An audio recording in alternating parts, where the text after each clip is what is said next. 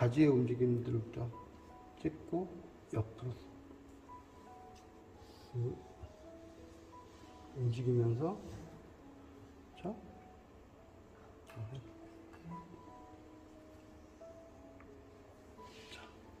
요거부터 시작했었어요. 네네. 기억나죠? 요 움직임이 사실은 매화의 시작과 끝이라고 할 정도로 상당히 중요한 부분들이에요. 다른 부분들은 줄기라든가 이런 것들은 덧칠을 해가지고 간다든가 아니면 농담만 조절하는 부분인데, 얘는 선을 붓의 움직임에 따라서 눕혀서 시작하는 것 때문에 옆으로 해가지고 편봉으로 오는 것 같다가 다시 중봉으로 갔다가 다시 들어서 다시 옆으로 요 옆면을 썼다가 또 다시 중봉으로 가서 아랫면을 썼다 하면서 붓 쓰는 위치들이 계속 바뀌면서 이런 식의 표현들을 한다는 것 때문에 처음 이걸 접하시는 분들은 상당히 어려워하세요. 또 가지들을 또 나오겠죠? 가지들을 그렇죠?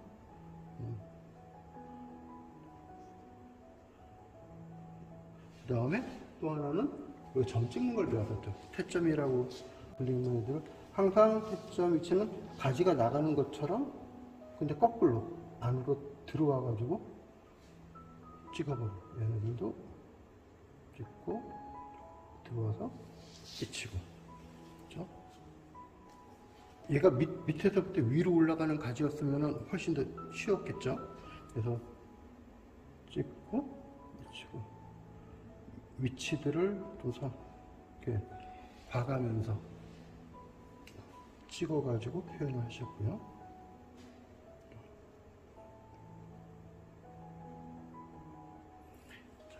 그 다음 했던 부분 이제 줄기를 했는데 어차피 가지를 그렸으니까 꽃 과정을 한번 다시 보여드릴게요.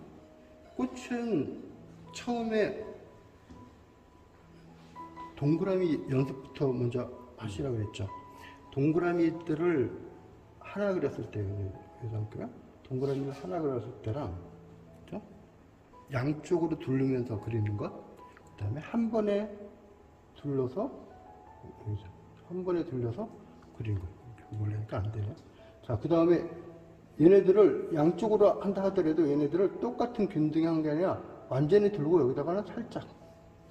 그래서 그 차이들을 조금 나타내면서 이제 표현하셔야 되고, 그리고 꽃을 그릴 때는 정면으로 보는 꽃들은 사실은 그렇게 많지 않아요.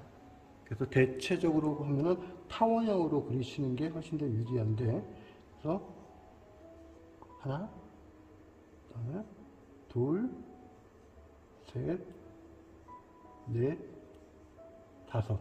이거는 맨 위쪽에 하나를 딱 중심을 잡아가지고 좌우로 약간 넓게 아래쪽은 붙여서 해가지고 5개를 만들어서 표현을 했었고요.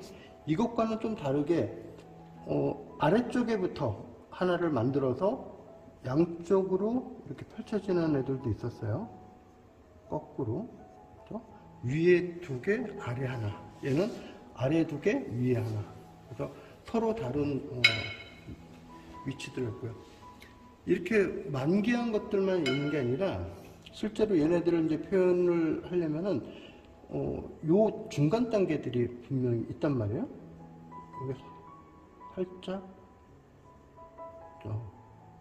이렇게 모여 있는 애들, 붙여서 모여 있는 애들, 이렇게 모여 있는 애들이 있고요. 그 다음에 요거보다 조금 더 모여 있는 애들이 있을 수 있죠. 그래서 살짝 이 정도만. 이렇게 지금 제가 거꾸로 가고 있어요. 우리가 배울 때는 이제 요 단계에서부터 여기서부터 이제 하나, 2개 이렇게 해서 나눴던 애들이 있는데, 하나에서부터 조금 갈라지다가 이렇게 해서 잎들이 하나하나 이제 드러나기 시작했다가 완전히 펼쳐졌다가 완전히 만개했을 때 그 단계를 이렇게 해서 보여드렸었고, 여기에 들어가는 것들은 꽃술 있어요. 자, 하나, 둘, 셋, 넷, 다섯. 밑으로 조금 더 이제 보이는 것들은 뭐 한 요 정도. 가운데가 보이는 애들은 뭐 이렇게 만개했다 하더라도 타원이 가서 안에 숨었다 그러면은 그냥 부채꼴 모양으로, 그렇죠? 부채꼴 모양으로 이렇게 표현을 해서 여기다가 점을 찍으셔도 되고, 사실은 이게 너무 과하다 싶으면 안 찍으셔도 돼요. 얘가 처음에 이렇게 해서 이제 배웠는데, 모든 것들을 같은 규칙을 원해가지고 하는 게 아니라 그 주변 상황을 보면서 너무 꽃들이 몰려 있다 그러면은 잎을 하나 뗄 수도 있고요. 그 다음에 이 꽃을 점을 안 찍을 수도 있고, 심지어 꽃을 중에 이 중에서 반만 하셔도 되고, 여러 가지 그런 노하우를 선보이시면서 하면 될 것 같습니다. 그 다음에 배웠던 것들은 우리가 이제 꽃받침하고 꽃자루, 이거는 이제 세트로 같이 갔었죠. 여기다가 하나 찍고, 둘 찍고, 셋 찍고, 요것들이 사실 엄밀히 말하면 하나, 둘, 세 개가 꽃받침.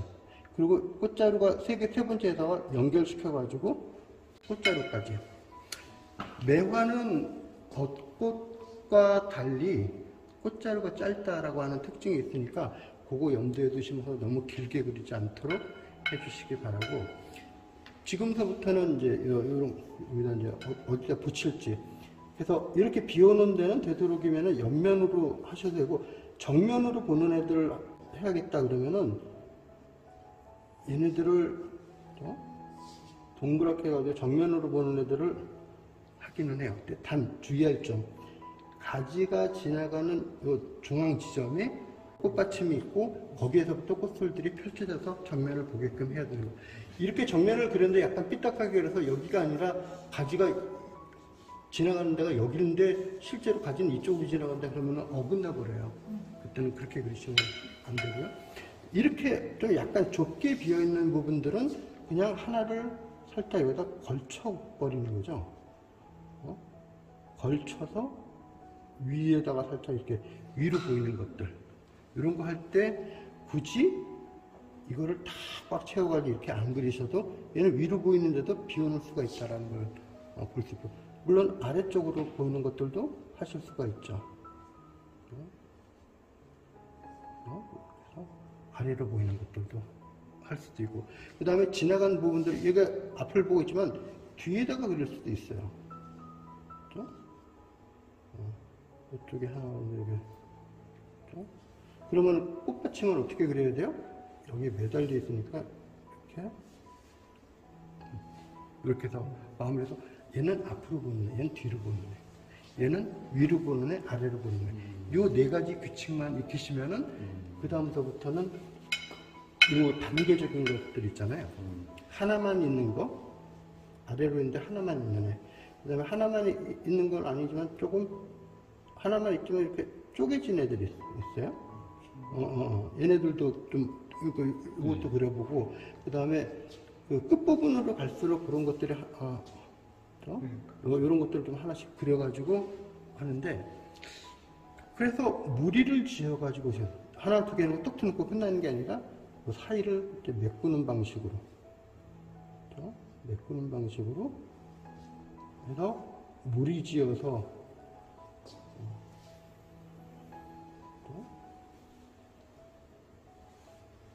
자, 이러면은 이 덩어리가 이게 딱 꽃들이 모여지는 이 부분들이 이제 완성이 되는 거예요. 그린 것만 그리기에는 너무 단조로운 부분들이 있어서 어차피 여기서의 줄기 부분들을 우리가 명암을 내면서 이렇게 갔기 때문에 꽃들도 꽃 그리기엔 좀 진한 거 아닌가? 근데 실제로 그려놓고 보면 또 얘만 있으면 진한데 흐린 것들이 같이 들어가기 때문에 괜찮아요. 그래서 주변을 또 흐린 것들을 또 같이 이렇게 넣어가지고 또 꽉 채워버릴 수도 있고요.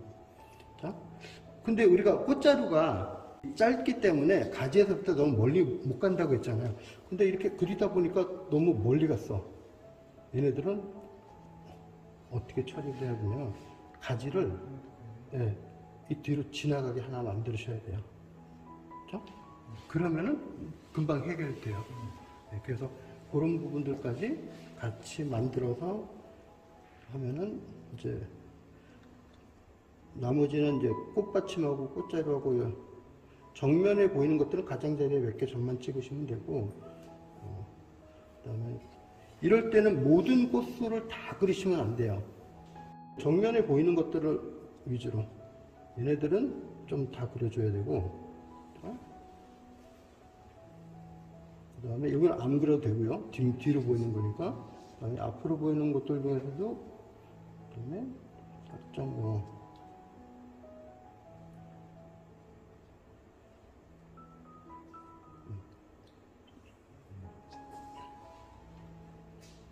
이렇게 하면 끝이에요, 그냥.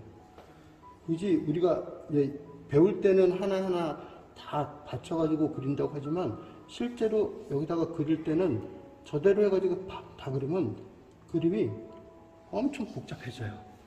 이 정도만 그려도 충분히.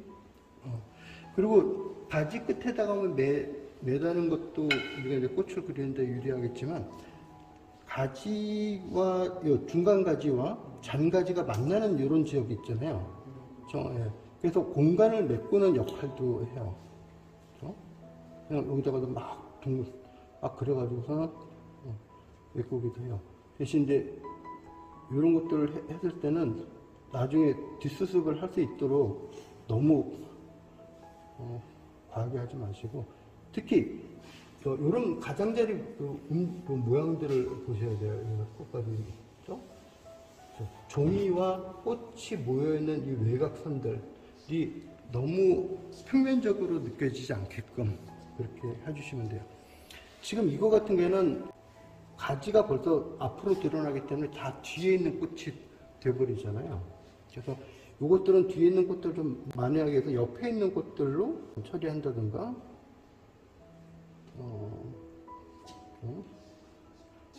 그리고 뭐 뒤에 있는 것들은 좀 나름 좀 따로.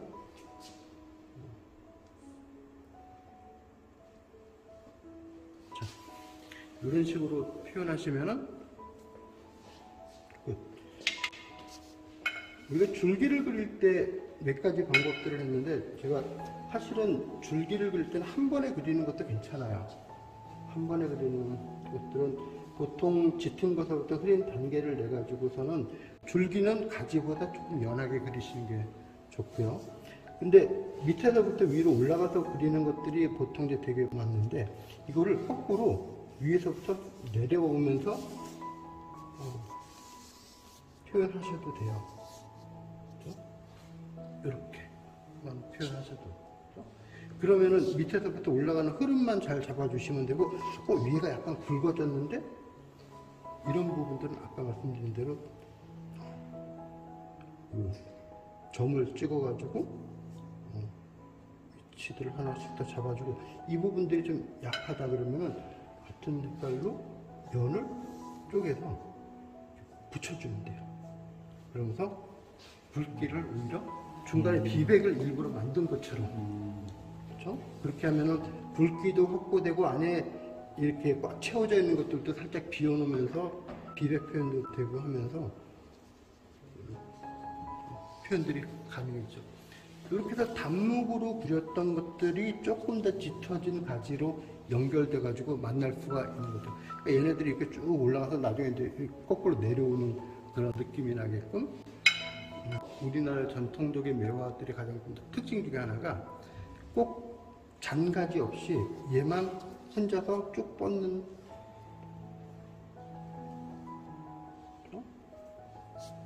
선들이 들어간다는 거죠. 잔가지가 따로 이렇게 나도 거의 한 요 정도에서 그냥 끝나요.